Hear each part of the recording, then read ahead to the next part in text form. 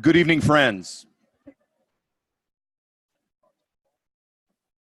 Once again, welcome, a hearty, warm welcome to all of you. We're delighted with the great problem of having to provide chairs as you enter. So we're going to try to do that quietly as we commence our gathering this night.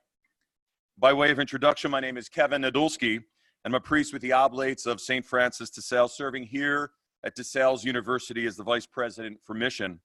And on behalf of our president, Father Jim Greenfield, who is right now placing chairs with a perspiration on his brow, and the students and the faculty and the staff, I'm pleased to welcome any visitors to our great university as we celebrate this inaugural event for the Norene and Tony Salvaggio debate series, part of our annual celebration of the Feast of St. Francis de Sales, which is officially tomorrow, but since we like celebrations, we're celebrating all week long. As we begin tonight, I'd like to accomplish 4 small tasks. First is to provide some context for our gathering this night. Second is to introduce our participants. 3, to share the ground rules for the debate. And then finally, to lead us in a brief prayer. First, the context. Dialogue is at the heart of Catholic higher education and an essential dimension of the mission of DeSales University. One of Pope Francis' favorite themes is dialogue. In fact, he wrote in his book on heaven and earth, he said, "Dialogue is born from an attitude of respect for another person, from a conviction that the other person has something good to say. It assumes that there's room in the heart for the person's point of view, opinion, and proposal. To dialogue entails a cordial reception, not a prior condemnation. In order to dialogue, it is necessary to know how to lower the defenses, open the doors of the house, and offer human warmth." Sounds like these words could be used in the Senate these days. What's more, the Pope could not be clearer in emphasizing the importance of dialogue in Catholic higher education. When the Board of Trustees at neighboring Villanova University recently met with the Pope in the Vatican, Pope Francis said this: "Universities, by their very nature, are called to be workshops of dialogue. Workshops of dialogue and encounter in service of truth, justice, and the defense of human dignity at every level."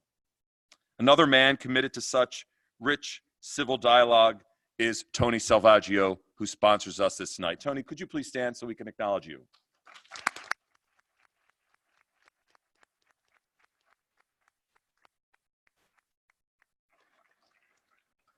Coming to know Tony, I see that he too has a keen sense that progress occurs, communities can grow, and wounds can heal when ideas are authentically and honestly discussed with respect and clarity and truthfulness. Along with his beloved late wife, Norene, Tony has developed their commitment to helping those in need with a deep sense of the call to care for people, especially children who struggle. Tony has focused his philanthropy on education. His CAI Learning Academy in inner city Allentown, which he founded in 2014, has worked heroically to offer a safe, successful, and cutting-edge alternative for the education of its students. A longtime friend and former trustee of DeSales University, Tony decided to bring his passion for dialogue on central issues to our day and to have it occur here at DeSales. With his support and direction, we are both delighted and grateful to begin this Norene and Tony Salvaggio debate series. With his trusted and tireless work ethic instilled in his character by his parents, Tony grew his business, Computer Aid Incorporated, to its present international success. Founded in 1981 and headquartered here in Allentown, Pennsylvania, CAI is a privately held company with offices throughout the United States and the Asia-Pacific region. Tony's belief in the free enterprise system has emboldened his strong belief in the need to step up and aid those in need. To quote the Gospel of St. Luke, "Much will be required of the person entrusted with much, and still more will be demanded of the person entrusted with more. Which brings us to tonight. In light of the current political conversation growing in our nation, Tony has asked us to debate a central question between the free enterprise system known as capitalism and the state-controlled system of production known as socialism, which is the better system to generate and provide wealth for a country's citizens, especially the poorest. A challenging question indeed. Our teams will examine and argue the merits of both systems. In inserting this question into the context of a formal debate, the need emerged to frame a formal proposition for one team to assert and the other to rebut. The teams agreed to debate this proposition. Capitalism is a better system than socialism for improving the lives of the poor and needy. Now I'd like to introduce the participants of our inaugural debate. We're really proud that our colleagues and our classmates have stepped forward to respond to address to these issues. Arguing for capitalism, Mr. Bradley Barnhorst, Associate Professor of Business, Dr. Joshua Schulz, Associate Professor of Philosophy, and Wesley Carroll, Junior Accounting and Finance double major. Gentlemen.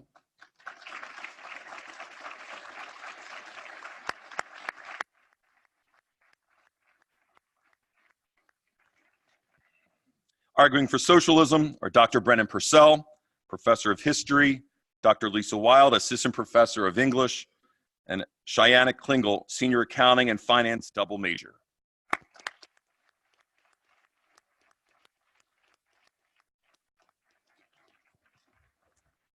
One of our judges asked if there's extra points for coordinating the outfits.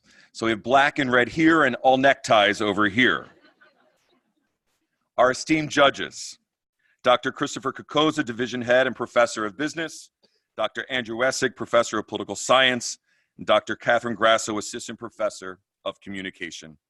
Our debate coordinator is Dr. Kathleen Ramsland, Professor of Forensic Psychology and Assistant Provost for Special Programs, and I will serve as the debate moderator. And I'd be remiss if I did not also mention one of our members of our Board of Trustees, Mr. Frank Ford, who is the chair of our governance committee and is delighted to be here. Frank, thanks for joining us, and for, as always, your great support.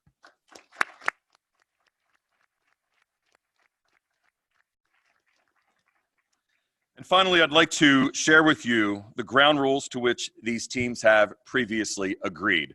It only took 8 hours. Each team will present opening statements of 15 minutes. Team Capitalism will go first. After these two 15-minute presentations, there will be a 5-minute break where you are invited to write your questions on the index card provided, which Dr. Ramsland will collect. Please indicate which team you would like to answer your question. Next, each team will offer a 10-minute rebuttal. Team Socialism will go first. After this 20-minute exchange, the judges will present some of your questions to the teams for 15 minutes. And then finally, the student members of each team will offer a 3-minute closing statement, and Team Capitalism will go first. I will wave my hand to the speakers to alert them when 2 minutes remains in their presentation for the opening and rebuttal presentations and 1 minute for the closing statements. After the closing statements, the judges will confer to determine the winning team. During this time, Dr. Ramsland will ask you, our audience here, one question about the impact of the debate on your ideas. She will ask by the show of hands, has either team influenced you to shift your opinion on whether capitalism or socialism is a better system to care for the poor and needy? And so, anticipating that question at the end of the evening, we now ask you to consider which do you think is best. And now let us take a moment to pray. God of all creation, you have breathed into being our lives and the beauty of our natural world and universe. We thank you for the responsibility to care for all of our brothers and sisters, especially those who struggle and are in need of our help. As we gather tonight for this debate, we ask you for the grace to respect one another, including those with whom we may disagree. Please give us the fortitude to honor others as we pursue and develop our ideas and ideals that can benefit our world. We thank you for the generosity of our friend Tony. We ask you to continue to bless him and his loved ones with good health and good cheer. Bless our national leaders with civility as they challenge each other for the betterment of our country and world.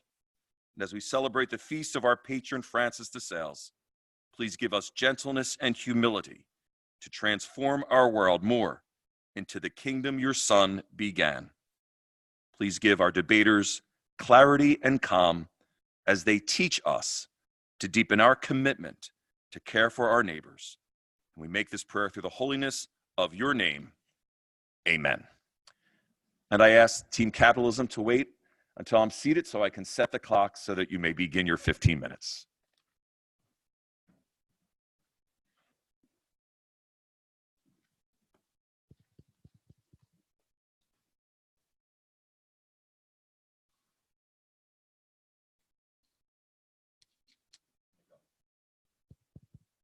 Is this on yet?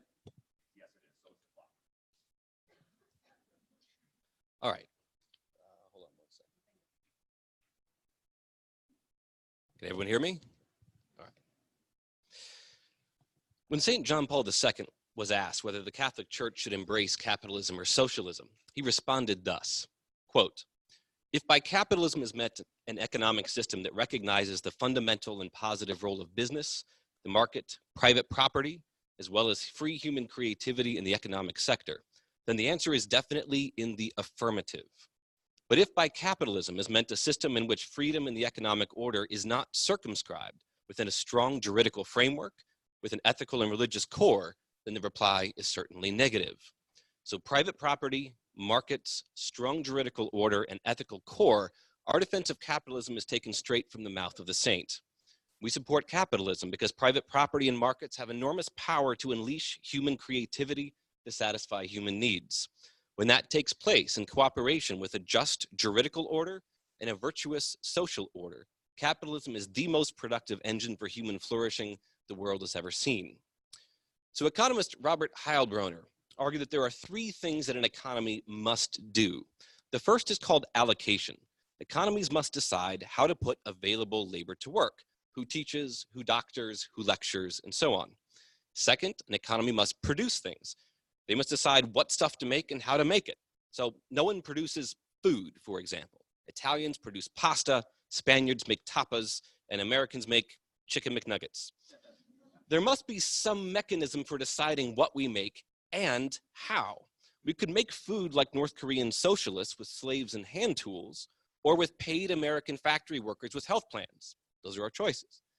The third thing an economy must do is distribute goods and services. Who gets what? In the Middle Ages, people argued over who could wear buttons on their clothes, and they decided the question using social rank. Today, we argue over who should go to college or get a new iPhone, and the way that we decide is by who can pay. And if that sounds harsh, remember that one of the reasons we're arguing over colleges and iPhones is because of capitalism. We have colleges and iPhones to offer. Moreover, capitalism has ways of solving distribution problems. Given an unmet demand for affordable college, say, someone's going to find a way to offer it for cheap because there's money to be made in the margins. So throughout history, there have only been 3 ways to solve this threefold economic problem. The first option is called command. In command economies, some person or group decides what everyone else is going to do. Pharaohs command slaves to build pyramids. Stalin commands slaves to build the gulag. Socialism is traditionally defined as a command economy. There's no private property, no market mechanism.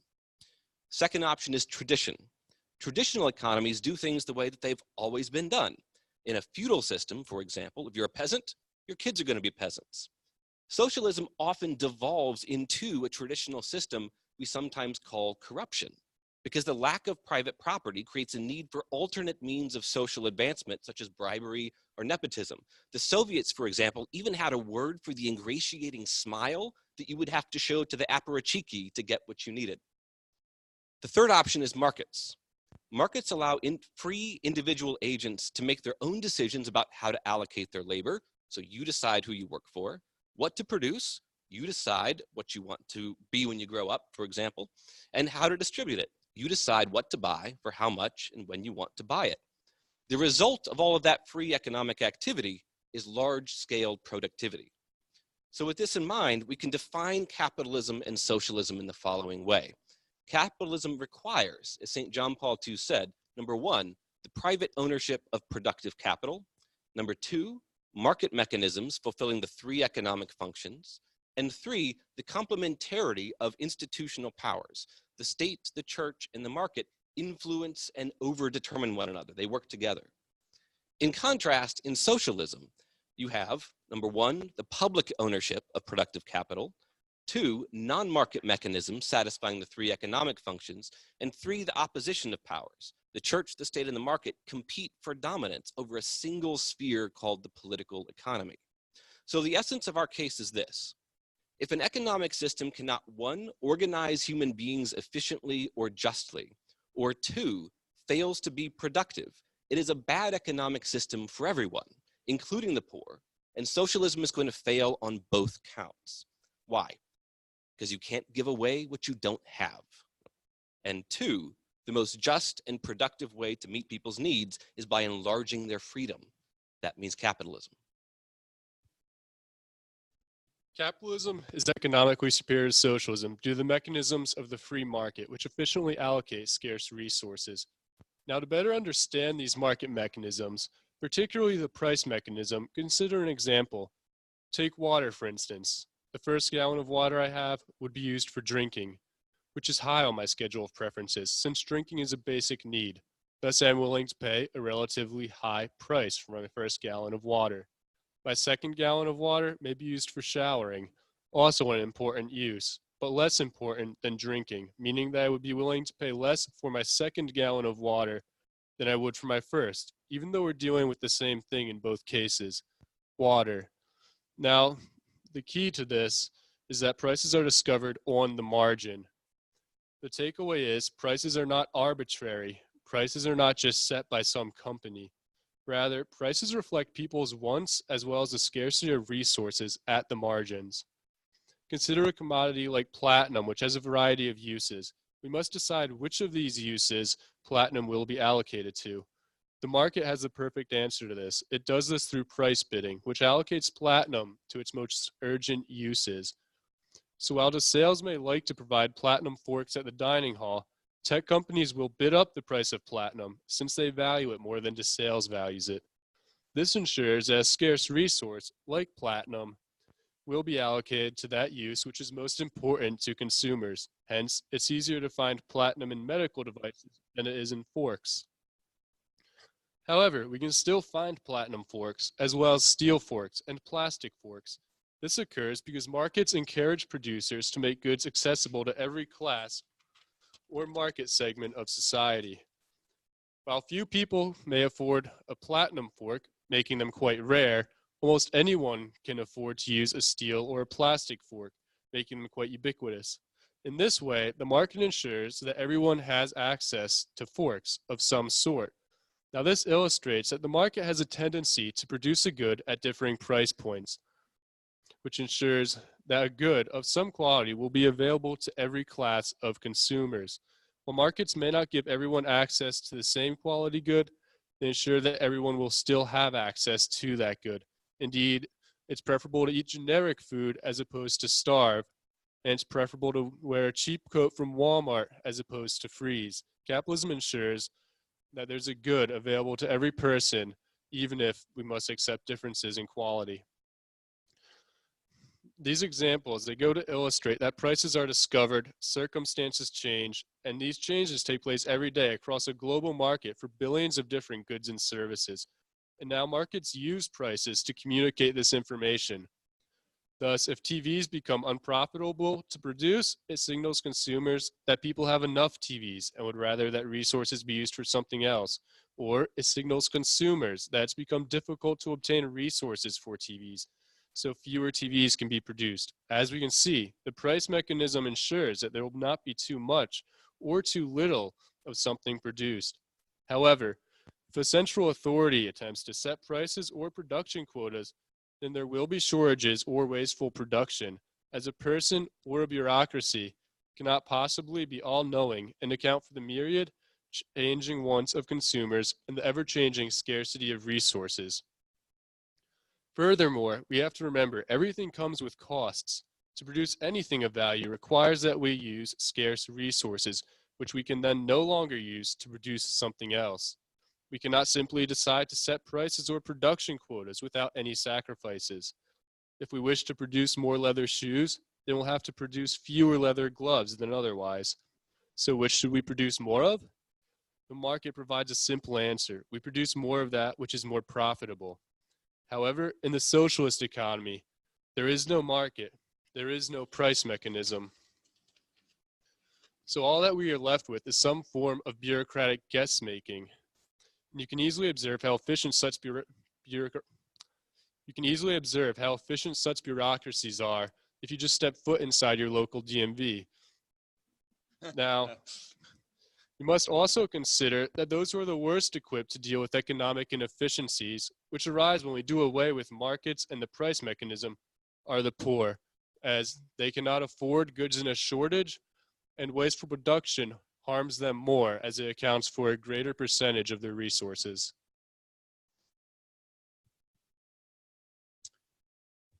So my teammates have put out some very good theoretical frameworks. I'd like to talk about a few empirical arguments for how capitalism has been and continues to be the best way of elevating the poor and needy. First, I'd like to start locally here. Those of you standing are experiencing when a resource is free and centrally planned, we don't have enough seats. But now I'd like to broaden a little globally. That's good. That's good. Globally, according to World Bank data, extreme poverty in 1820 was over 80% of the world. Over 80% of the world lived in extreme poverty. In 1950, that number was down to 50%.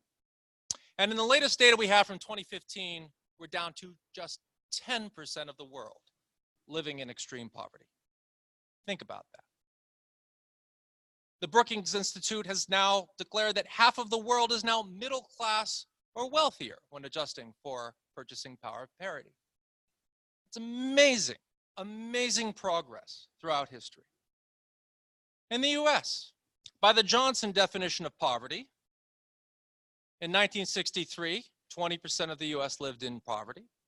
We're down to 2% today by the Johnson definition. The US mean income has increased for all groups. If we look at the bottom 20%, the incomes have gone in 2015 dollars from about $10,000 in 1967 to over $12,000 in 2015, an increase of 25%. And that's for the bottom quintile. We see the pie getting bigger. That's the key. Making the pie bigger and making sure that everybody participates. And that's what we've seen globally and in the US. We talk about jobs. This is something that when an economy is functioning, jobs are provided. In the US, we see unemployment at 3.5%, its lowest rate in 50 years. And that unemployment in the African American community is the lowest on record, while women are seeing their lowest unemployment in 70 years. Should we compare it to the record in the socialist countries, where everybody claims to work and they claim to get paid? But let's not just look at work. Let's look at actual deaths. Soviet socialist ideology claimed 20 million lives in the workers' paradise directly, and indirectly through famine, millions more died. In China, the number is 45 to 72 million in the traditional communist era. 2 million in Cambodia, 2 million in North Korea, and these are the direct deaths. Now, our opponents, anticipating one argument they might have is that's not the socialism we want. We want the socialism of the Nordic countries like Sweden. But see, here's the thing. Sweden doesn't call itself socialist. Sweden calls itself capitalist. To the mid-20th century into the 1970s, Sweden had the 4th highest per capita income, and then embarked upon some socialist reforms, during which time they dropped to 14th, lagging Europe by 1 percentage point per year on average and 2 percentage points lower. Then in 1990, they enact capitalist reforms, and we see now they are ranked the 15th freest country in the world, which is actually higher than the US. Yes, the US, by the Heritage Foundation, has more regulation than Sweden. So I would be all for moving towards more of a capitalist structure, such as we see in Sweden. We see this in Ethiopia, that Ethiopia now forecasts economic growth to grow at 10%. For this new fiscal year, Prime Minister Abiy, last year's Nobel laureate, has opened up Ethiopia's once tightly controlled economic and political space. So please forgive me for quoting statistics, but it is important that we see that the empirical proof that capitalism has served the world's poor better than socialist ideals. And you want to ask yourself, would I rather live in North Korea or South Korea, which had the same standard of living after the Korean War, or East Berlin or West Berlin, where the wall didn't keep the capitalists out of the socialist paradise. It kept the people in. Thank you. Thank you, Brad, Wesley, and Joshua. At this time, we now turn to Team Socialism for their opening statement. Hello.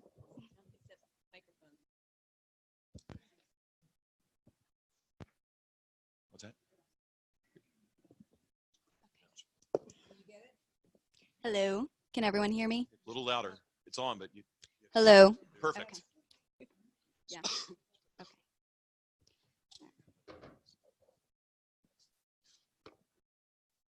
Hello. Okay. If you have been keeping up with the news or reading articles the past few months, you all have some idea as to what socialism is. However, depending on what news channel you watch, what newspaper you read, or who you talk to, the definition of socialism is going to be completely different from anyone else's. I'd like to begin by clarifying to everyone what socialism is and what it is not. Socialism holds that people deserve to enjoy the products of their labor.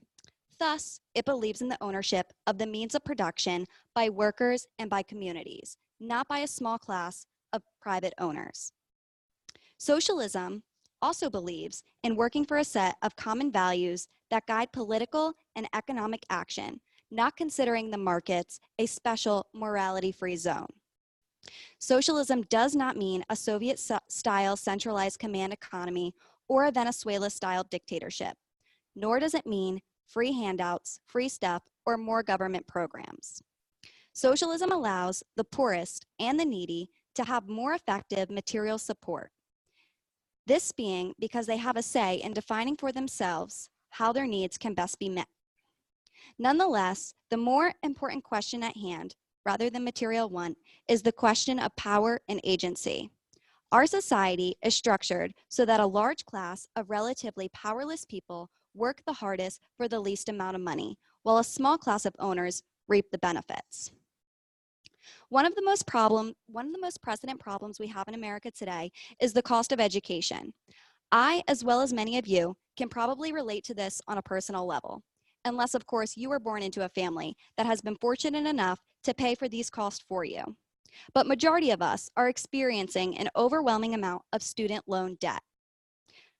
Each of us, this amount of debt continues to grow larger and larger each year, which leads to short-term and long-term problems. Let me put this into perspective for you. More than 1 million student loan borrowers each year go into default.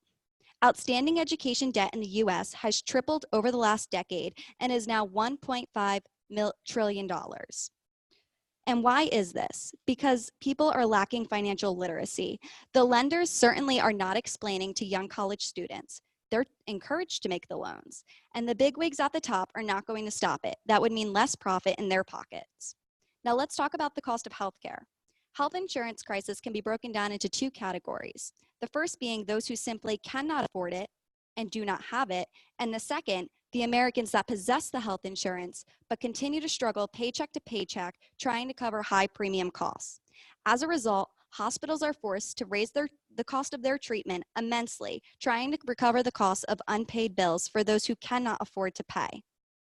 The long-believed ideology that Americans have the ability to achieve anything, no matter what class they come from, with hard work, is a capitalist fallacy. Rates of intergenerational mobility have flatlined for decades. Healthcare should be affordable for all.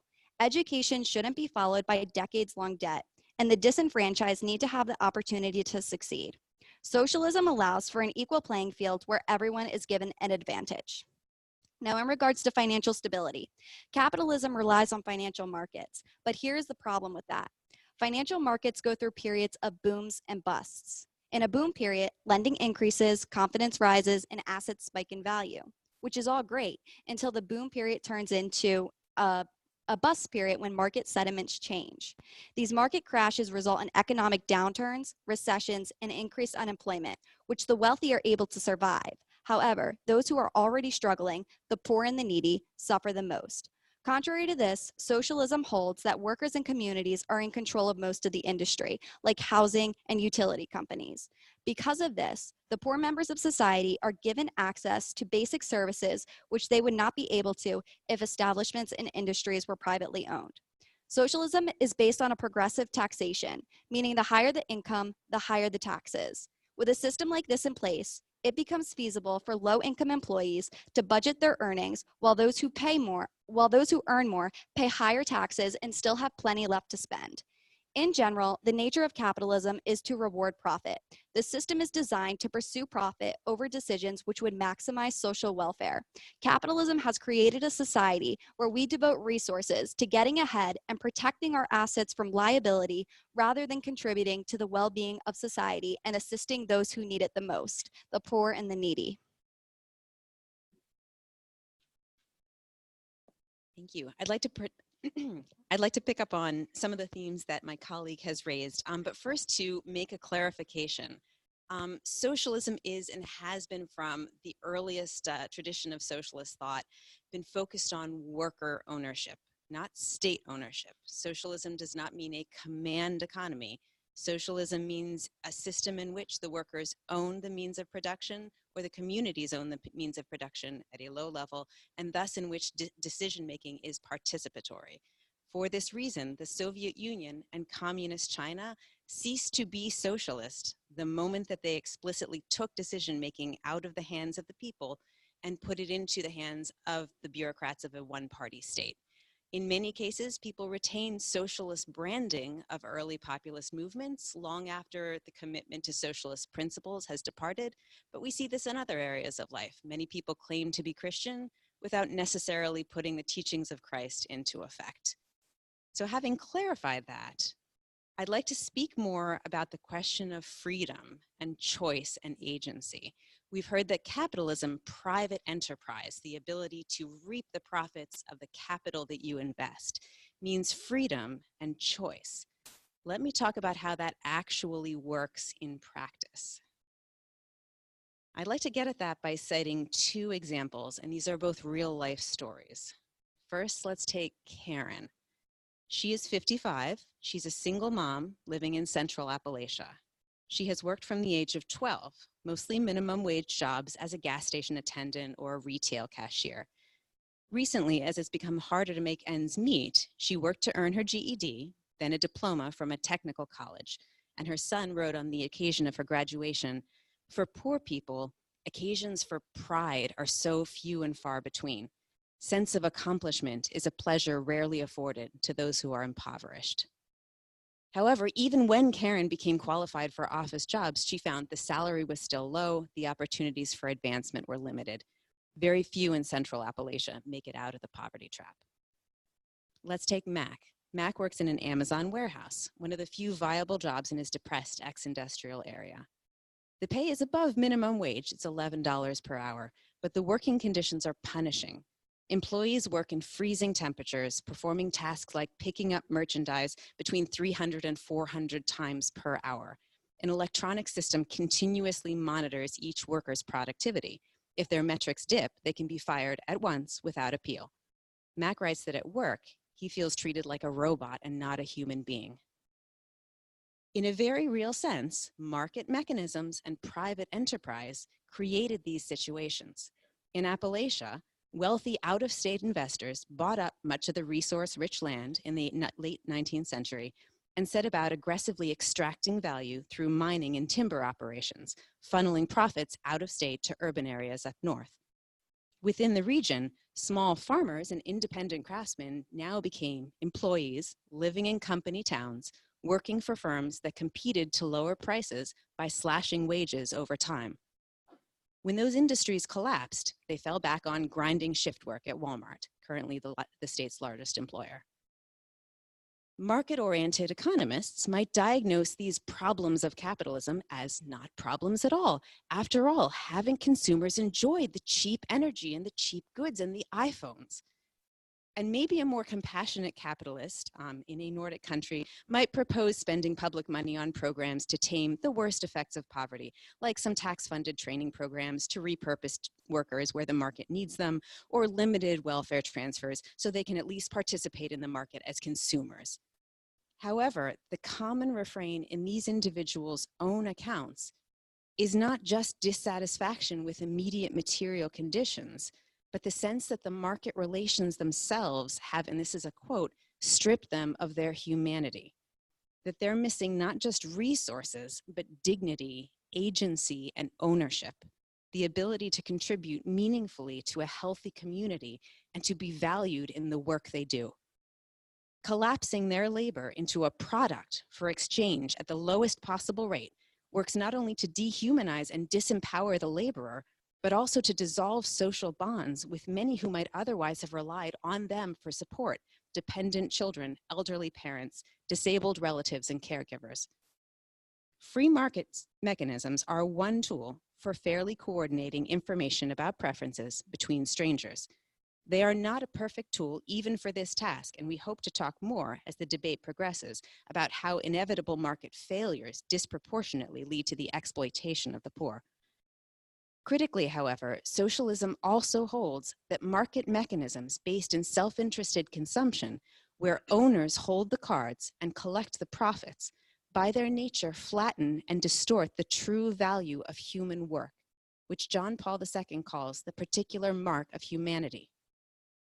To see how labor should work in its natural, humane state, we can look most obviously to the family, a space preeminently defined by mutual ownership and collaborative endeavor, not by price tags and cutthroat bargaining.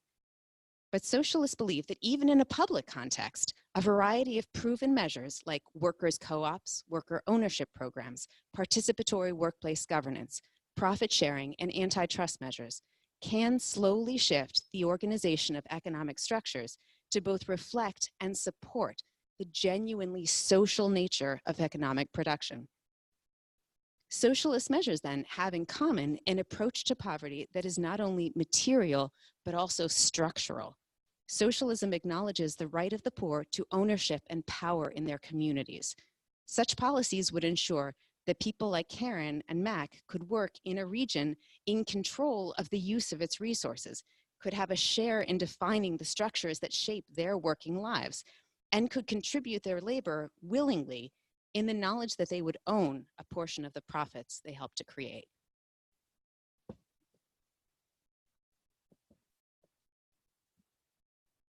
So we're talking about capitalism and socialism, and these isms are ideologies first. They're sets of ideas. And of course, these sets of ideas inform systems. But I'd like to tell you from the historian's perspective, and very rarely in human history do you get pure renditions, enacted systems that comply with all the elements of the ideologies.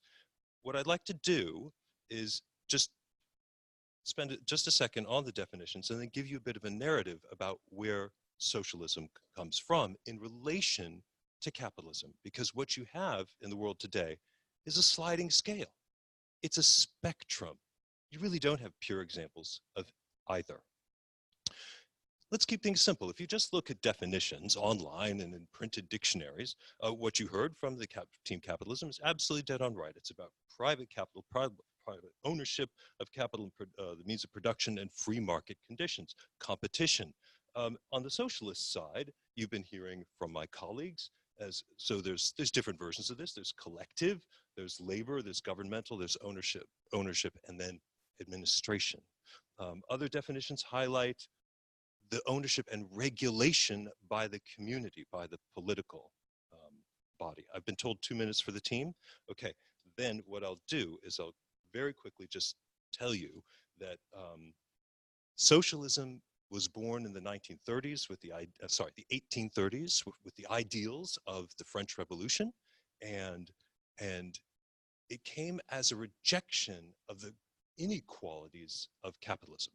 The ideals of the French Revolution: liberté, égalité, fraternité, liberty, equality, and then brotherhood and sisterhood, the universal commonality of man, the oneness of the human family.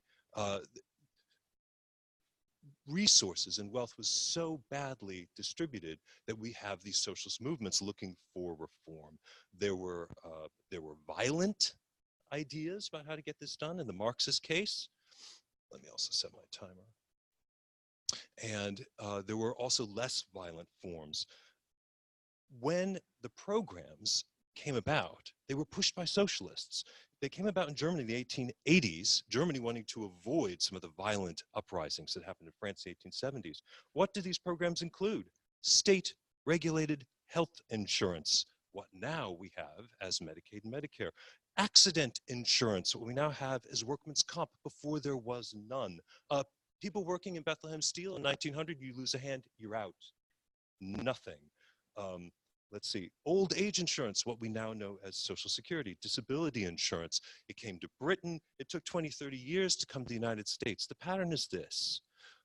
The elites that ran the political establishment were all in favor of the wonderful productivity and the economic growth that came through capitalism, but they usually adopted socialist programs, socialist legislation, socialist regulations in order to reduce pressure, political pressure, the threat of uprising, and also to address the needs of the poor. And that is what the debate is about. Which system, which ideas, which programs, which laws, which regulations help the poor and the needy most directly? Thank you, Brennan, Lisa, and Shianna. At this time, we will take a stretch break for about 5 minutes. We want to thank our teams for fine presentations so far, and we'll ask you to submit your index cards with your questions to the judges' table. Thank you.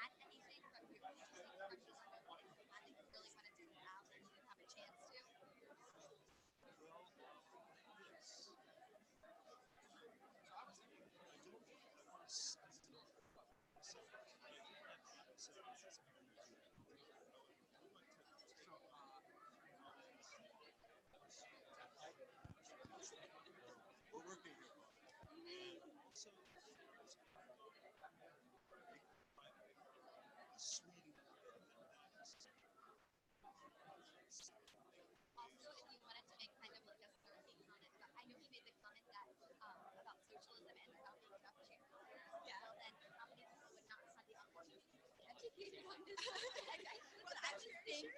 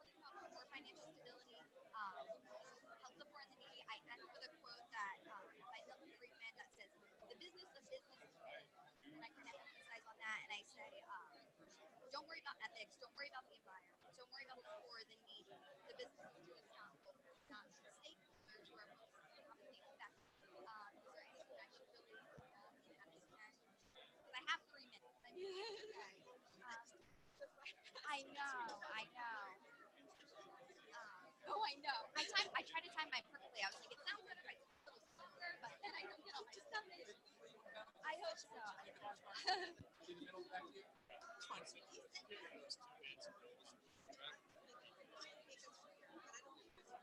Yeah.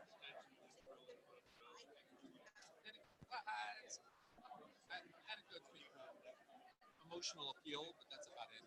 I'm okay with sticking, hammering them with facts.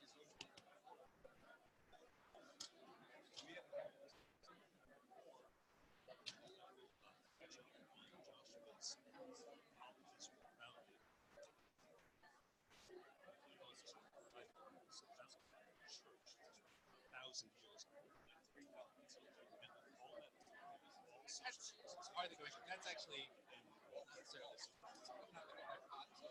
say the government's going bankrupt. It's just moving money from one bit of every the socialists are anything. That's why again we want to go there because you're just getting the government pays for it.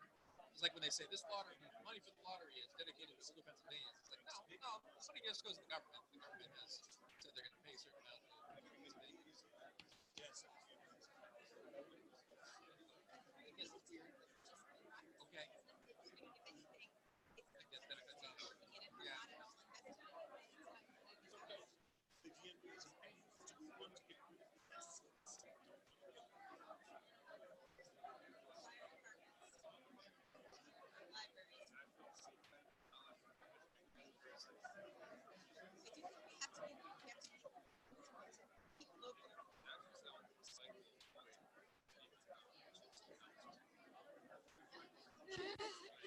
We don't need that.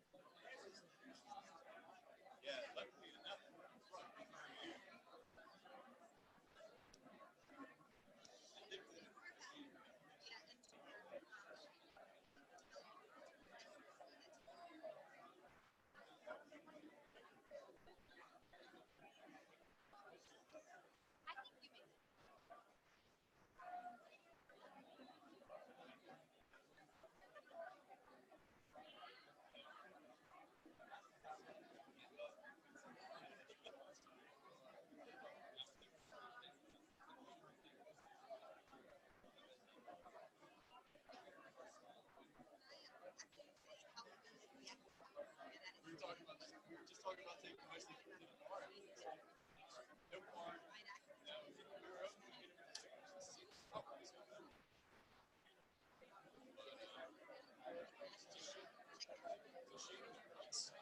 His word's perfect. There's no word. Barely even Schulz. Honestly, I don't think Wesley talks to us.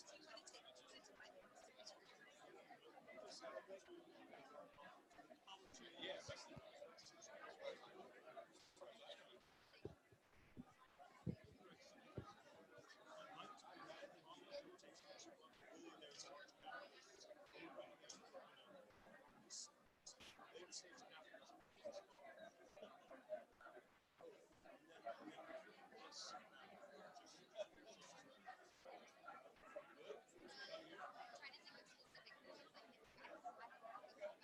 Bring him with me.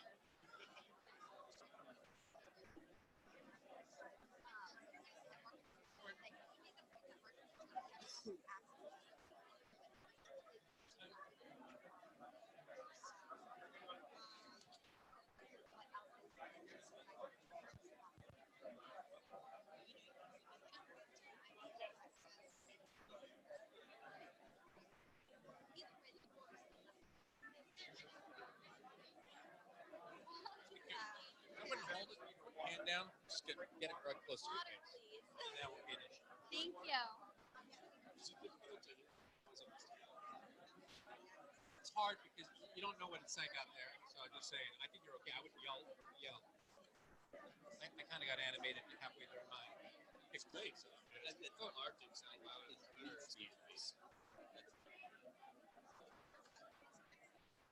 got excited.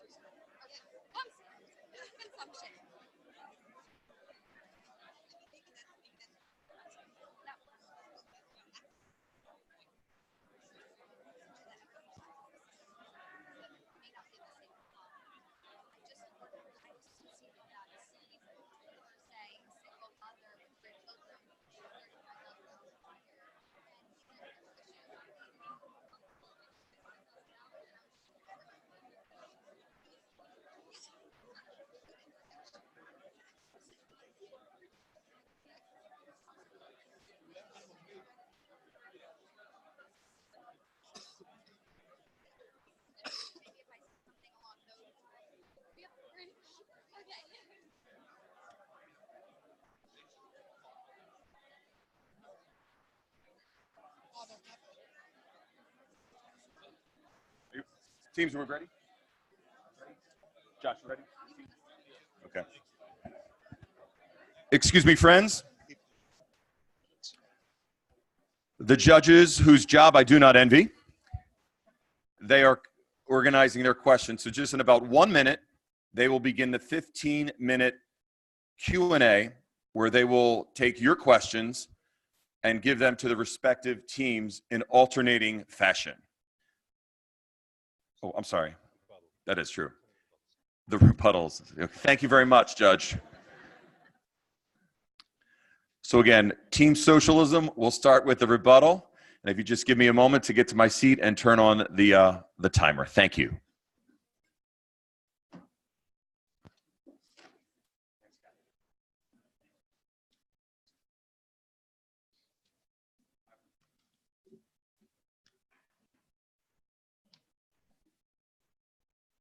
This is 10 minutes, right? Please. To begin our rebuttal, Team Socialism on Team Capitalism, I was delighted first that colleague Joshua Schulz mentioned capitalism and the juridical order that is necessary for guaranteeing a virtuous society.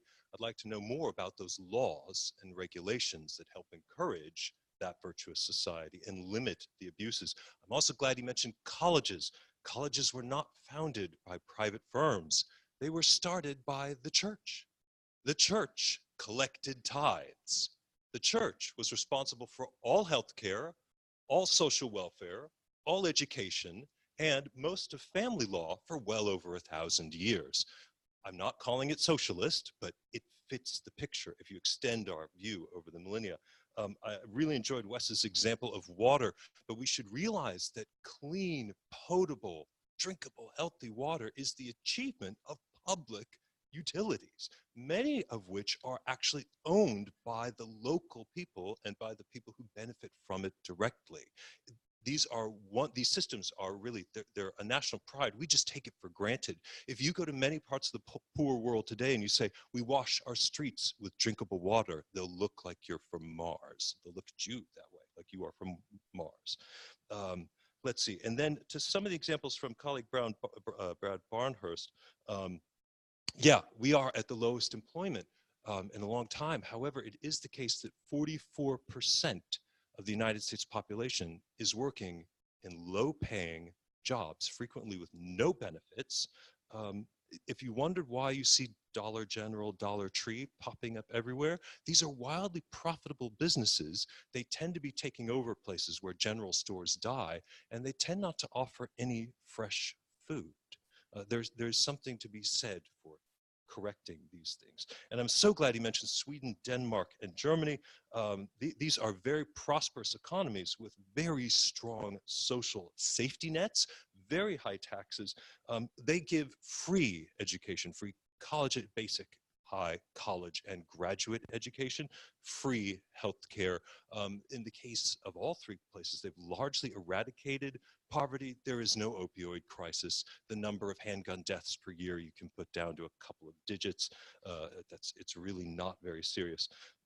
Right, so, and then I'd like to just point out the reality. The reality is, if we're not taking care of the poor and the needy through state means and redistributive means, legislative and programs, how much charity is out there? Well, the United States is one of the most generous countries in the world.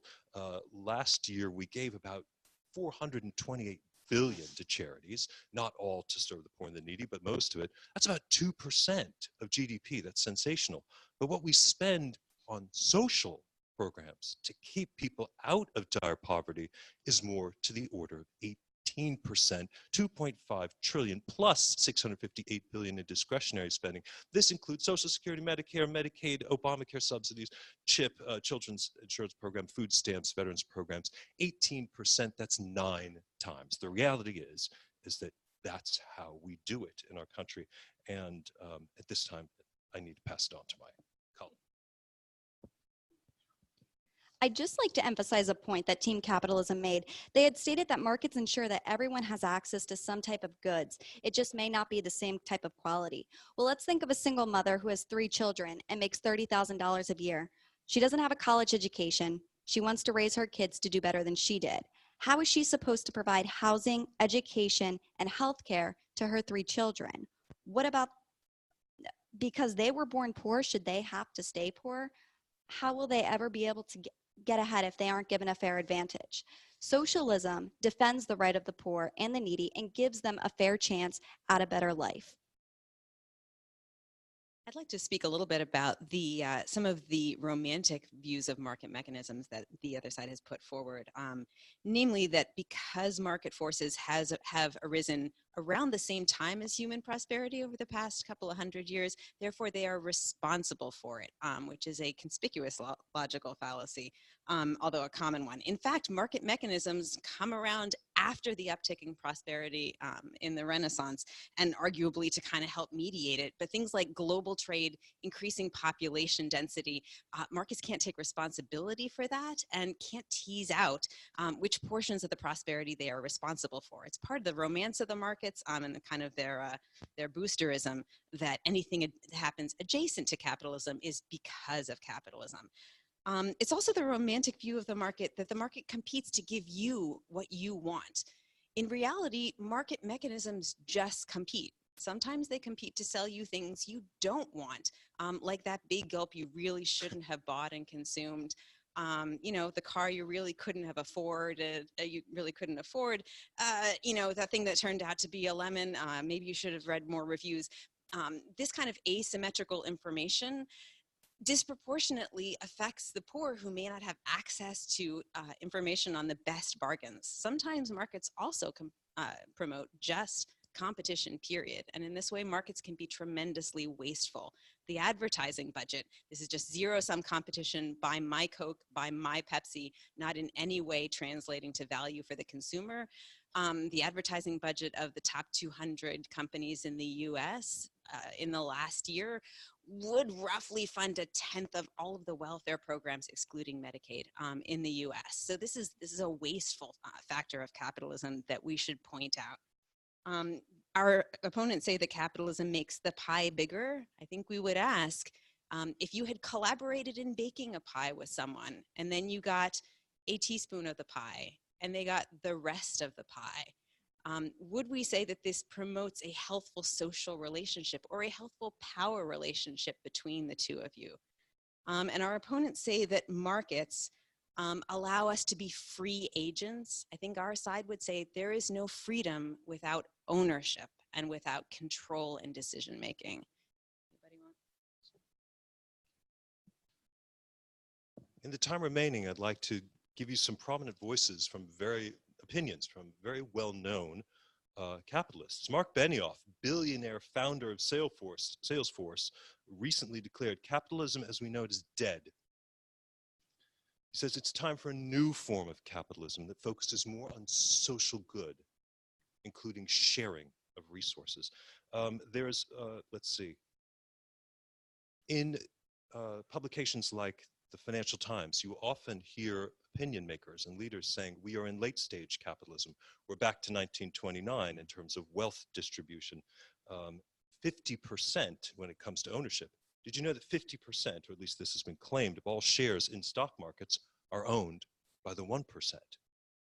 Well over 1/2 of the US population has no shares in anything. Paul Singer, an activist investor and who runs a hedge fund, I believe, speaking on capitalism, criticizes it for what people have criticized it for a very long time, a tendency towards oligopoly and corporatism, where wealth gets amassed by the winners and people who haven't won are left with nothing. I have to give you a recent example. Have you heard of WeWork? WeWork is one of these kind of new firms where it's about shared office space. And this was founded as one of these kind of unicorn companies that take off by a guy named John Newman. And recently they've been growing. They've been buying a lot of real estate in order to put a lot of people in it and have a lot of businesses. And they did support a lot of businesses. The actual result is that people got less working space, and this firm was looking great with a dynamic, charismatic leader. They were heading towards an IPO, an initial public offering, where they could really cash in. Then it kind of came out that, look, they're in massive trouble. They really don't have cash anymore. They're heading for bankruptcy. A great big rich venture capital fund called SoftBank comes in to rescue them with $9 billion. Mr. Newman walks off with $1.5 billion. and a $200 million consulting gig for 1 year, 30% of the workforce is fired. And now we have this floundering firm on SoftBank's books, which is the way it goes. I mean, a typical capitalist response is that's the way it goes. You have the majority of the shares. But a socialist response would be, where's the equity in that? Thank you. Now we turn to Team Capitalism for your 10-minute rebuttal.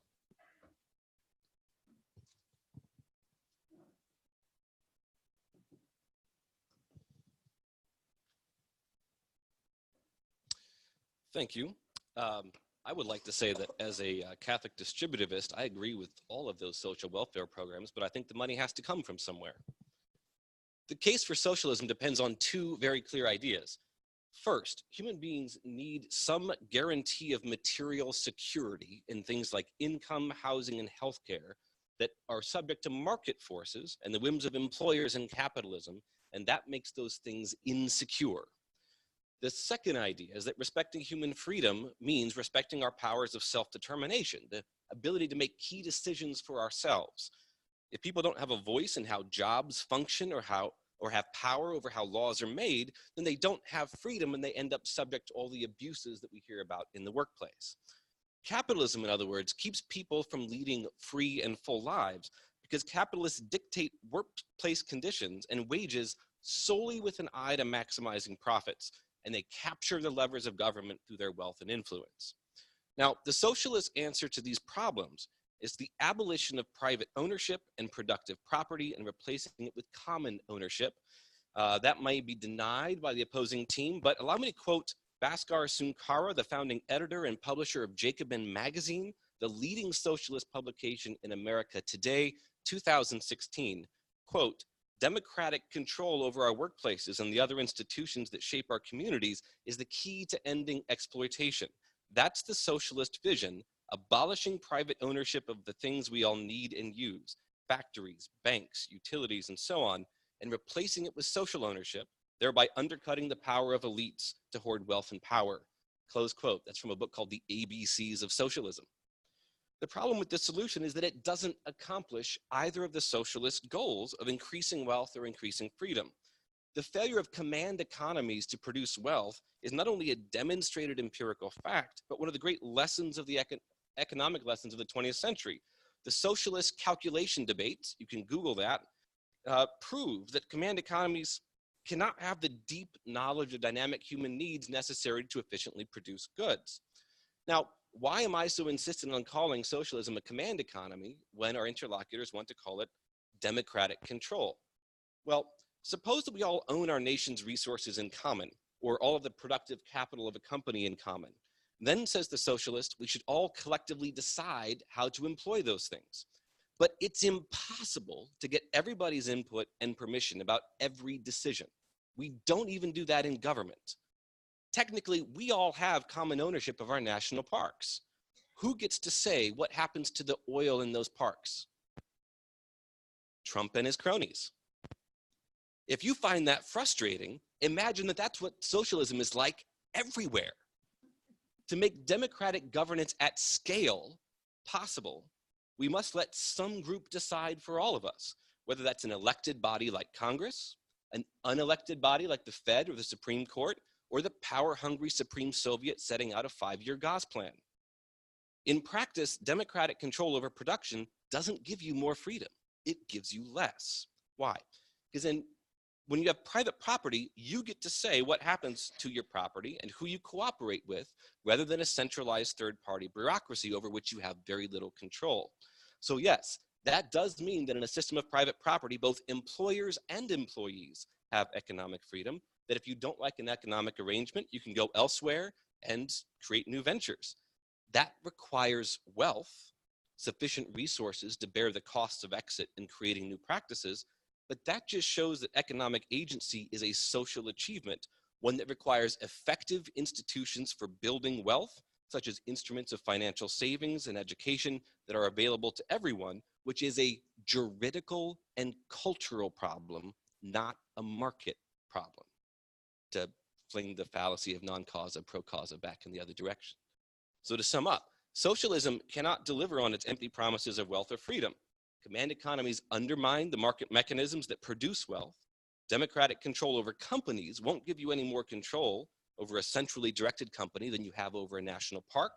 And importantly, you're not free to leave if the company starts making bad choices, like making chemical weapons or anti-social media. If you were free to take your wealth and exit and do something else with it, guess what we'd call it? Private property. The power to exit undesirable relations, attract cooperations, and reinvest in what you find valuable.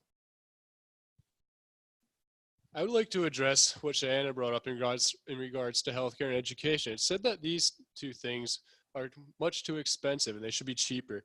However, these are two of the most heavily regulated, heavily subsidized areas in the US economy. However, subsidizing these areas hasn't actually brought down the costs. It's made it more feasible to raise the costs. If college students have access to easy debt, which is actually given by the government, then we would of course expect universities to raise costs, as people can now afford to pay for these higher costs because they've been given access to easy debt. So the answer is not further subsidization or further control, but rather it's to give the free market a chance, as we haven't done that for years. Also, in regards to the boom-bust cycle, we have to keep in mind, socialism is in a perpetual bust. If we just look at the utopia of Venezuela, which is blessed with oil reserves, it's destitute still. It's been in a bust for years. When the US, a somewhat capitalist economy, goes through busts, they last for a few years and then recover. Of course, the capitalist market has to make adjustments sometimes, and there are downturns. This is merely a reality, and it comes out, and there's prosperity afterwards. The very fact that Team Socialism used someone with a $30,000 income as poor is a testament to the success of capitalism. $30,000 around the world easily puts you in the top 10%, probably put you closer to the top 1%. In addition, housing was mentioned. If you want to talk about an area that has more government regulation than anywhere else, take a look at housing regulation. And let's specifically look at the state of California, which has some of the most onerous housing regulations, causing the price of housing to skyrocket. Let's not leave California. Let's talk about this water. I would say we have clean water in spite of our government. In California, they have water shortages. Why? Because water is subsidized so heavily that you have alfalfa farmers who are taking this underpriced, under market priced resource and wasting it. This is what we see in socialist economies when things are mandated and set. So another statement that was made was the lack of ownership. So my question here would be, how many in this room own stock or know that their parents or someone in their family owns stock? Seems to me a lot of the people in this room are exactly what Team Socialists are saying, are controlling the capital. A small set of people, except this seem to be a majority. And in fact, when you look at the Gallup poll, Gallup seems to show that stock ownership in America is at 55%, more than half. I would almost argue that the advent of ETFs and passive investing puts us even closer to this ideal without actually having to mandate it. The fact that we can all participate in the economy and all participate from the benefits of capitalism. So I think it's very important to understand that the fruits that we have, the welfare, the transfers that have occurred, right, that the U.S. government is, we talked about the U.S. government transfers, especially since 1970, have been increasing and have helped level the playing field. And when you look after tax and transfers, we have one of the most level playing fields that is allowing that pie. It's not just a teaspoon, it's a significant portion.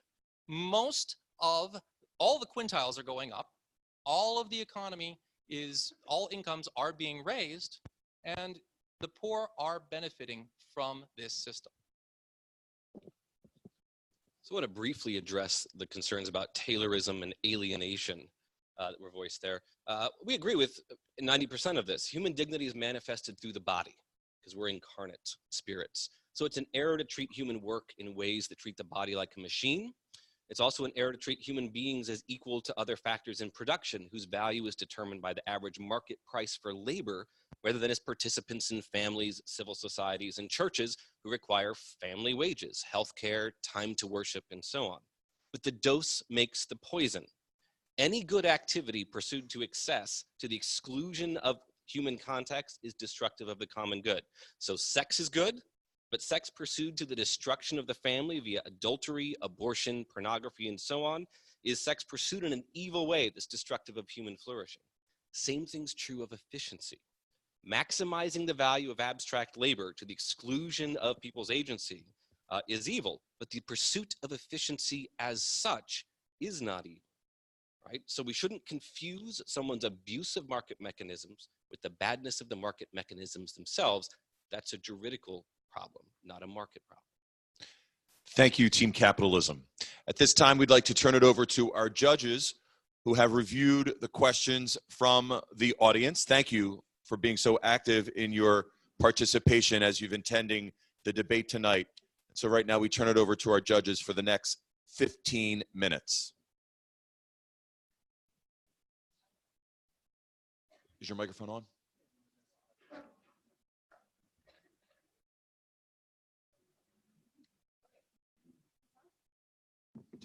Take this one then. Okay, this first question is for Team Capitalism. Do you view the concept of a universal base income as beneficial to the free market?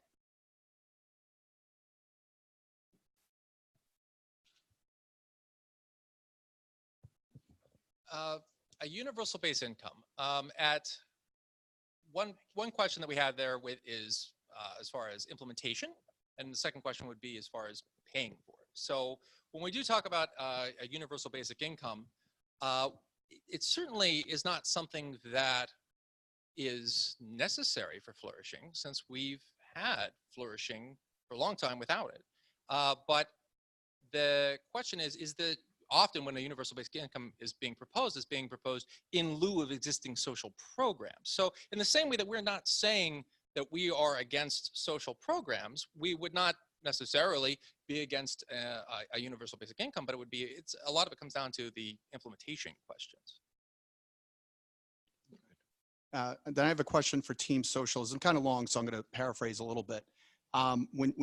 Particularly when Shianna talked about college education and the cost, if socialism looking to fix, college, wouldn't the effect be that there'd actually be, once it's government run, a decline in the quality, as there's less opportunity for college? Private schools like DeSales University perhaps would no longer exist. The quality of education you get here at DeSales would no longer exist because we'd be controlled by the public, so to speak, decision of what a university should be. So would it limit access?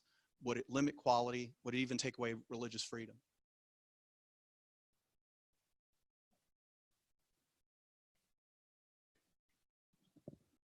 While Shianna is collecting her thoughts on this, I'd just like to point out that shifting over these systems would be an immensely difficult project. However, if the issue is that if it's publicly supported, will it then be bad quality? Again, just look at very well-developed economies where higher education is either subsidized or free. In the case of Germany, Austria, Norway, Sweden, Denmark, France, Japan, other places, South Korea. But these are also much more efficient systems. I'm sorry, but colleges and graduate schools in Europe don't have sport facilities.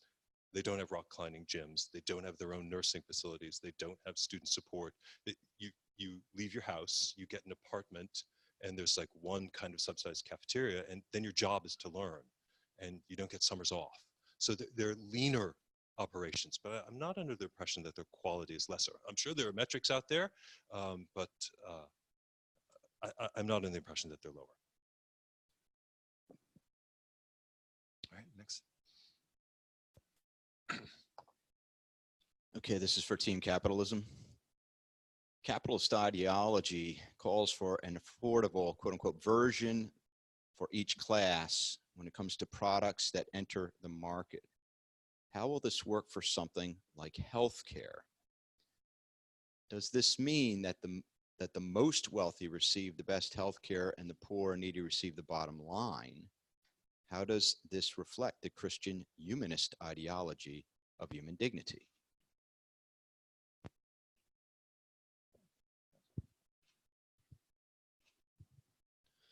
When speaking of healthcare and different qualities, suppose we did deregulate healthcare. Just for example, if we made it less onerous to get licensing, if we took away some of the power from the American Doctors Association, we would actually have different qualities of healthcare, and that a physician's assistant could perform many of the daily tasks of a doctor, which would free up a doctor to only fulfill those most urgent necessities like surgery and so forth, making a doctor's service is actually more available.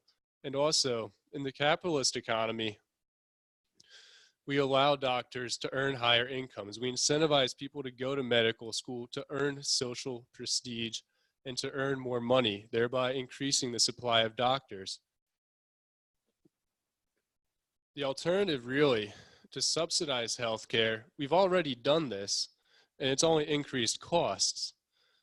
If we would actually allow the free market to take place, we would expect lower costs. For example, allowing insurance companies to sell across state lines and compete with each other more heavily. We would expect them to try to actually lower their prices.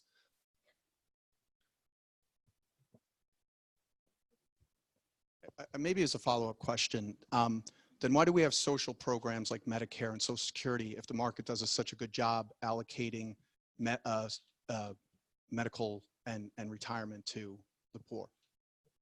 Simply because we have them, it doesn't mean we should. Actually, when Social Security was first implemented, the retirement age was above the average lifespan. Also, in terms of Medicare and Medicaid, we have to remember that these resources, it's not just that they're coming out of nowhere. There's a cost to them. They're being shuffled away from the private sector, which uses resources more efficiently because they have to deal with the price mechanism and deal with competition rather than the government monopoly. If these resources remain in the private sector, we would actually expect them to be used more efficiently and eventually be able to provide better care on net on the long run. This question is for Team Socialism, and kind of Team Capitalism hit on this a little bit, this idea of disincentive to work in a socialist system, and particularly when you guys mention a system of progressive taxation to take care of that, would that potentially, hurt advances in medicine, technology, and all of that, which does increase the supply of service and cures to disease and et cetera? Yeah, I think that the notion that pure competition necessarily, it can promote a certain kind of innovation that responds directly to the market. I don't think there's any evidence that it promotes advances in basic sciences, which is why we have things like the NSF, which is why the government takes care of that.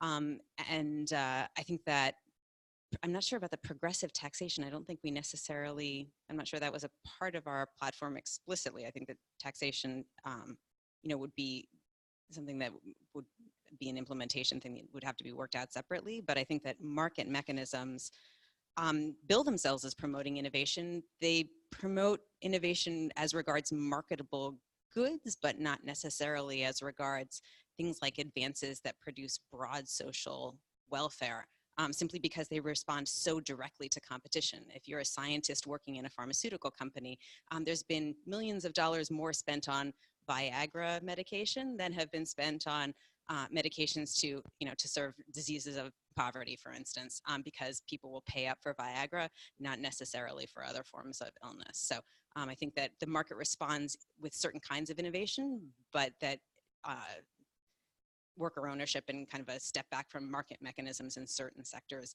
does not mean a wholesale quashing of innovation across the board. For Team Capitalism, since I'm an international relations guy, we actually have an international relations question here, although it would have been wonderful to see a citation of the source for this information. So let's just assume it is correct. Evo Morales is the president of Bolivia. and a leader of a movement towards socialism in their country. Since he was inaugurated, their economy has grown 5% per year since 2006. GDP has grown from 9 billion to 36 billion. I'm assuming that's in US dollars. Bolivia has become the fastest growing economy in Latin America. Poverty has declined 22%. If socialism doesn't work, why is Bolivia thriving with their new socialist regime? I'd like to go back in time to 2011 when everyone was praising. Bernie Sanders even said that it seems like Latin America is the future for the American dream, because in Venezuela and Ecuador, we can see the American dream happening. Venezuela didn't turn out so well, did it? Very often, we see socialist economies benefiting from their capitalist heritage, right? And you have a certain momentum from that capitalist heritage. Without a doubt, there is a certain amount that you can immediately redistribute, and people are happy until they realize that you've spent everything in the silo and the silos are empty. So we can't go forward in time. I don't know exactly what's going to happen in Bolivia. I can make predictions. I think the historical record, though, is capitalism many, socialism 0. I want to follow up with the Christian humanism question, if I can. So one of the things that we talk about is Catholics is how to balance two principles of Catholic social teaching: subsidiarity with solidarity. So solidarity says that we have obligations to other people in our society. Subsidiarity says that we have to solve problems at the level at which they're created. So it takes a family to raise a family, but there are some problems families can't solve, like how to zone a watershed, for example. So that problem gets bumped up another level to the state. So every day, governments have to do things like enforce property rights, create infrastructure, set education policies, which again shows us that prosperity is a social achievement requiring the cooperation of states, markets, and church. But we have to be cautious, and here's our point. We're not against those things, but subsidiarity tells us that government is an ally of last resort, because government action brings with it waste, market capture, rent seeking, and inflation, lots of inefficiencies, and it tends to substitute the state for family and community initiatives, which in the Catholic social tradition is the biggest error of socialism, is it tends to drive out those local initiatives where we solve our own problems creatively. So a question for the Team Socialism, and I'm paraphrasing, but there's been a lot of examples from the capitalist side that once you have a system of socialism, it naturally devolves. And the question from the audience is, with that being the historical backdrop, how could you actually implement a socialist system so it wouldn't devolve and then ultimately hurt the poor? And 3.5 minutes remain for this question.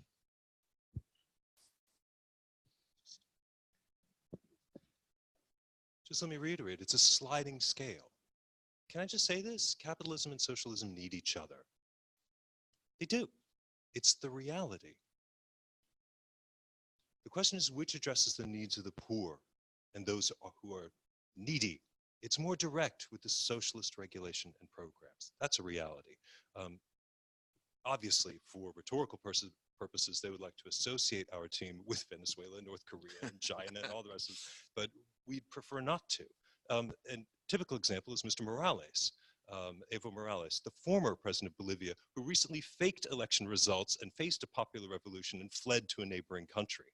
I don't know about the data about economic improvement under his regime, but he turned out to be a crook and he's gone. Would you like to continue with what you're going to say? Yeah, I think that Brennan's correct, and I suspect our Team Capitalism would agree that it is a sliding scale. We're talking about two ideological poles, and most economies, arguably all economies, are mixed. The devolution of socialism over time, in some cases, can reflect the fact that capitalism is a kind of a vicious cycle that it's hard to get out of once you are in it. So socialism has been a deviation from a basic norm. However, there are many opportunities for gradual social transformation in the direction of worker ownership and participatory decision making. Things like worker co-ops. There's worker co-ops in Europe that have been strong and going strong for going on 20 years now.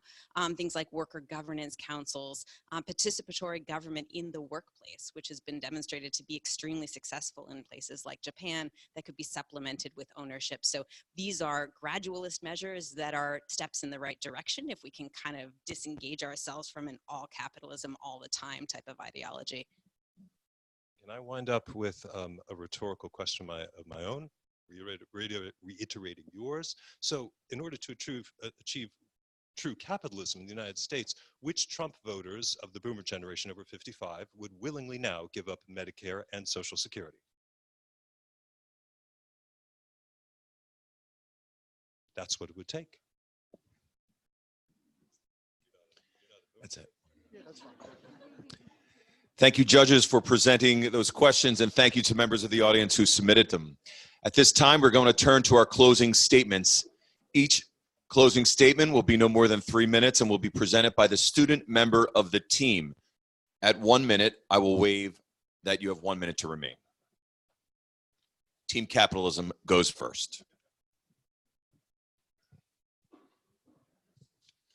If we truly wish to better the poor, as well as everyone else, then we must embrace capitalism. Empirically, capitalism has lifted countless people out of poverty and is responsible for the high standard of living that we enjoy today. Conversely, socialism has impoverished any who attempt it and has killed tens of millions of people over the course of the 20th century.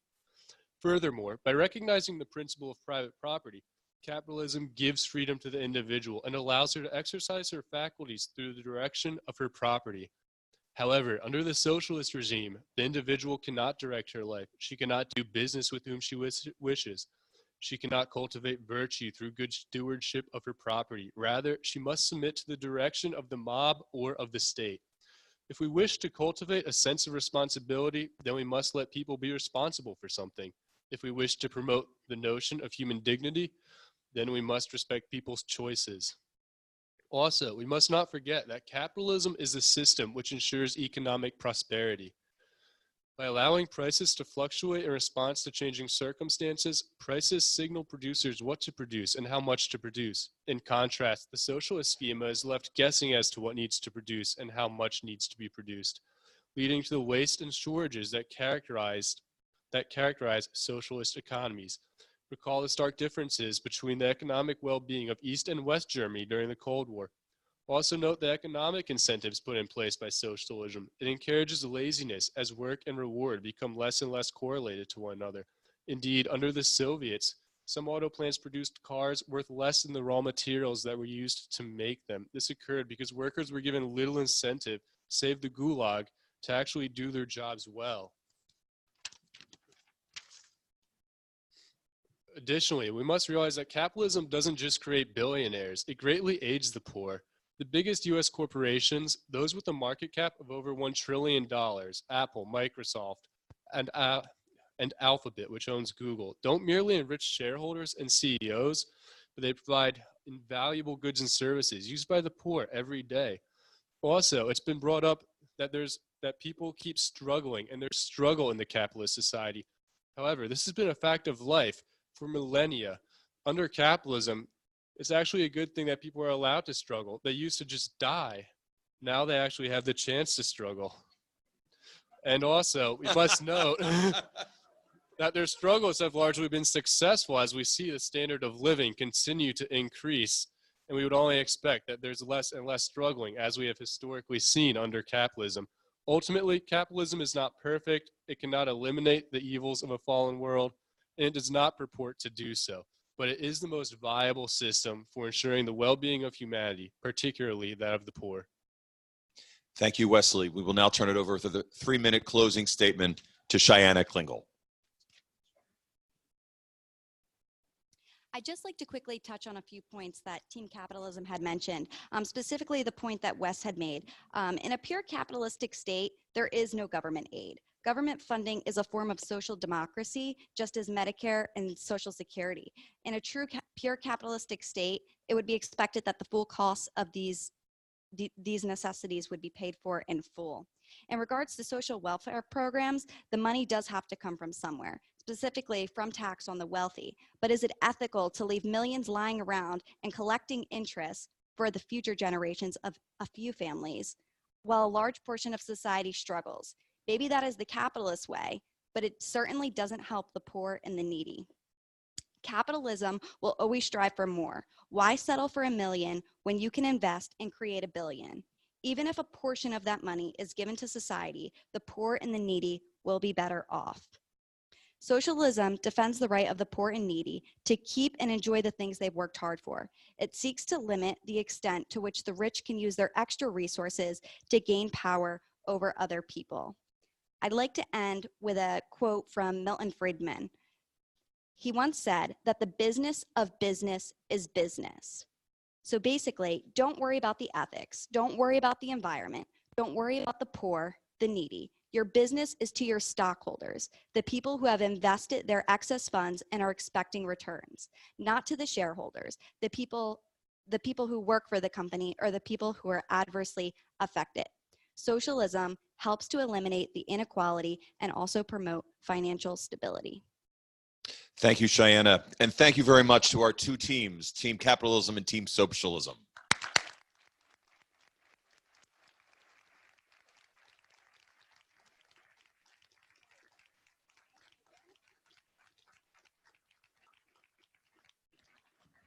At this time, our judges will confer. They will depart from the auditorium here, and we don't envy their job. We might even want to ask the Holy Spirit to be among them as they decide who win these great cash gifts, distributing $3,000 to the winning team and the other team the $1,000 cash prize. Now, Katherine Ramsland, if you can please come to the podium.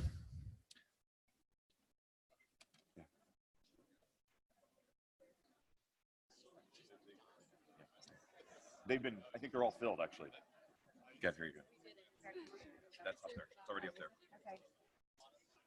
Okay, one of the reasons we wanted to have this presentation tonight is because it's also about education, about listening to opinions that you might not share, but at least hearing them out. And so we asked you to decide before this all began what position you might have, and maybe you didn't have a very strong one, or you weren't really even clear on what your position was, but we wanted you to at least think about it and consider what you might say. Is it time to wake up? And so the audience question is the one you see here. Has either team, and you don't have to say to anyone which position you have, it's simply, has either team influenced you to shift your opinion on whether capitalism or socialism is a better system to care for the poor and needy? So what I'd like to ask is a show of hands that you have at least reconsidered what you might have thought in the first place because of something one of these teams has said. So if you would raise your hand if you have. I know I did, so my hand's up. Okay, thank you. That gives us a good sense of, we would like to continue these debate series, and we would like it to be beneficial to you as students, faculty, staff, anyone who's here, people from the community, because we do want to be able to let people speak, even if you don't agree with what they have to say, that you learn also to listen. That's part of what we're hoping to achieve tonight. So, do you have anything else that you want to? While the judges are conferring, there's still some refreshments if you would like, and we await the verdict from the jury room.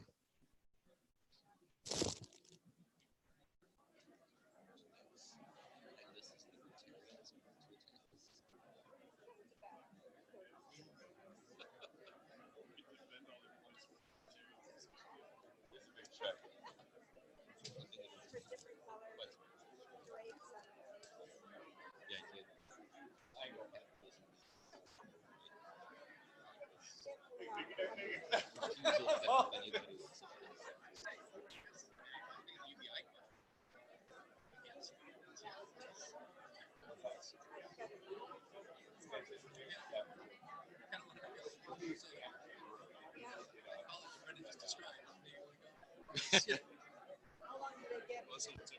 Well, until they come back, yeah.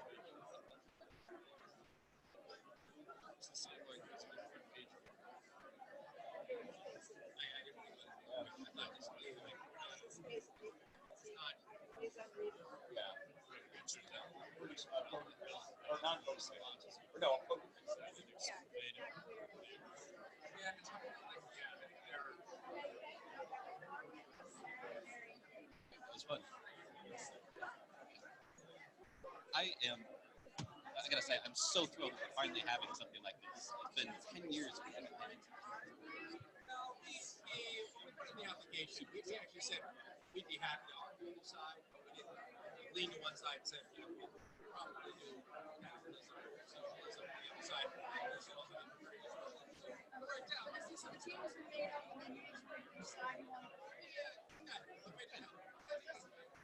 We were leaning that way, but we kind of run the gamut among capitalists too. So we've got a pretty diverse view of, you know, how pure we want our capitalism. So it's been a lot of fun discussing things among ourselves to prepare for the debate.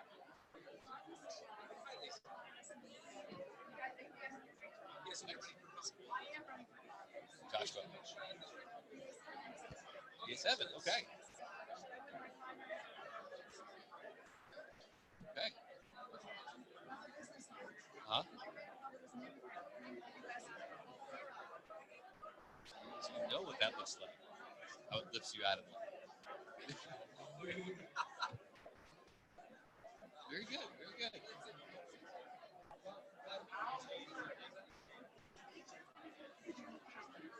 Sure. Can you take a photo for me? Come down there.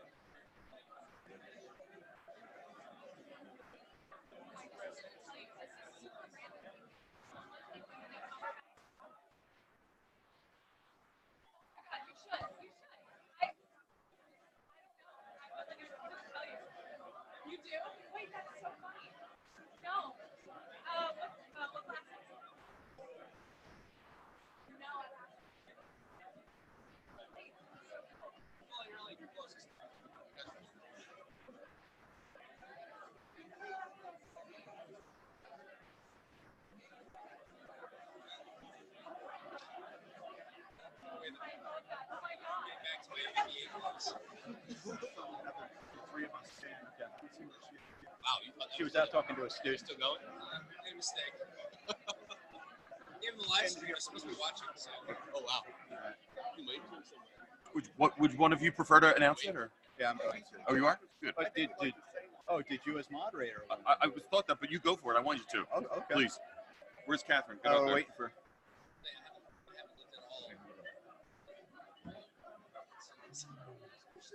Should I call him to order, Andrew? Do you want me to call him to order? I'll call him to order. He's been here for almost 20 years. Thank you. Thank you, everybody. This is absolutely an amazing turnout, and hopefully this is the first of many to come. And hopefully, yes, thank you very much.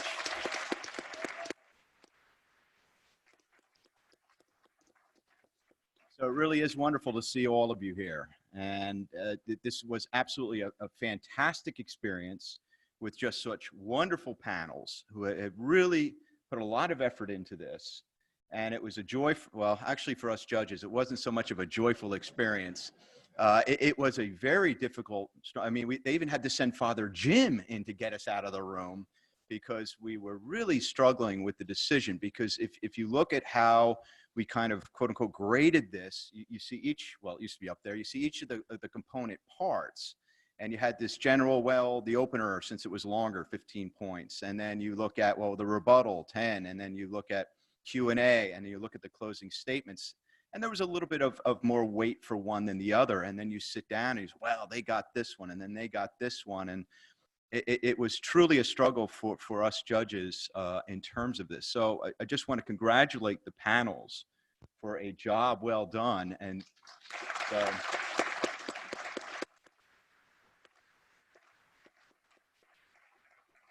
and for making our job so difficult. So thanks a lot for that too.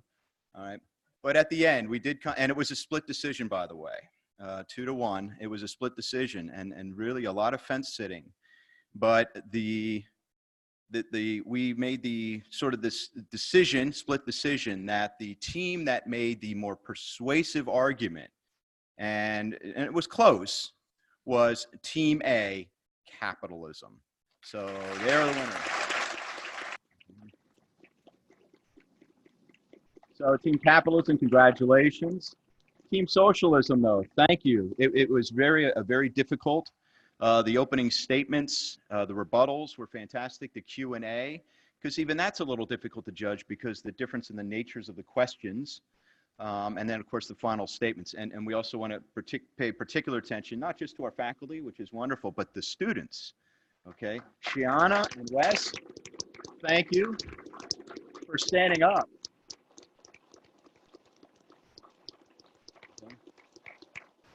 I mean, in front of all these people, and making your case as well. So that is just absolutely wonderful, your participation in this as well. So, Father Kevin, I believe that wraps up our job. So you can wrap up yours. So. The Team Capitalism and Team Socialism, you want to come down? We'll present you with these honorary checks.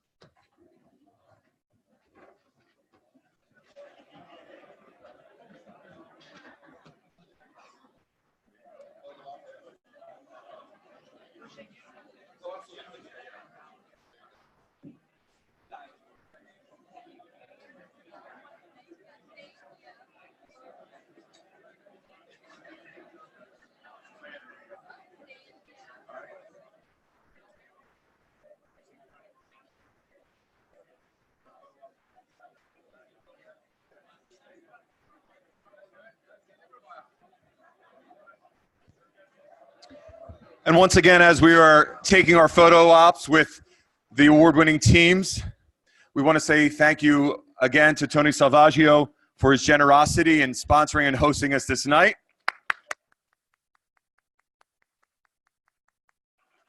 Thank you to our judges, Professor Ramsland, and our debaters, but most especially to you for coming and sharing with us this night. Happy Feast Day.